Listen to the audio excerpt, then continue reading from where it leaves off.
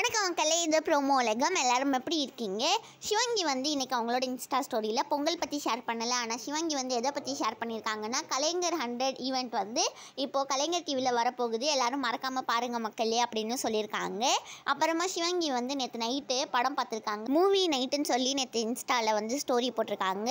அப்புறமா சிவங்கியை பற்றி வந்து எல்லா ரூமர்ஸும் இப்போ வந்து ட்ரூ ஆகிடுச்சின்னு சொல்லி சிவங்கி வந்து சும்மா தான் சொன்னேன், நான் சும்மா பிக் பாஸ் வீட்டுக்குள்ளே வந்து ஒரு பெர்ஃபார்மராக போயிருந்தேன் அப்படின்னு போயிட்டு இருந்தாங்க. கோக் ஸ்டுடியோ தமிழ் சீசன் 2லேருந்து நம்ம சிவங்கி அப்புறமா ஆதித்யா எல்லாருமே போயிருந்தாங்க.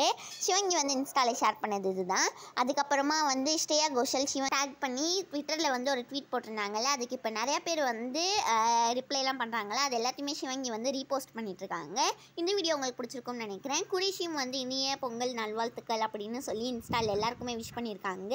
சிவங்கி பொங்கலுக்காக என்ன ஃபோட்டோஸ்லாம் ஷேர் பண்ணுறாங்கன்னு சொல்லி நெக்ஸ்ட் வீடியோவில் பார்க்கலாம். இந்த வீடியோ அவ்வளோதான் முடியுது. பிடிச்சிருந்தா மறக்காமல் லைக் பண்ணிடுங்க. ப்ரோமோ உலகம் சேனலுக்கு மறக்காமல் சப்ஸ்கிரைப் பண்ணிடுங்க.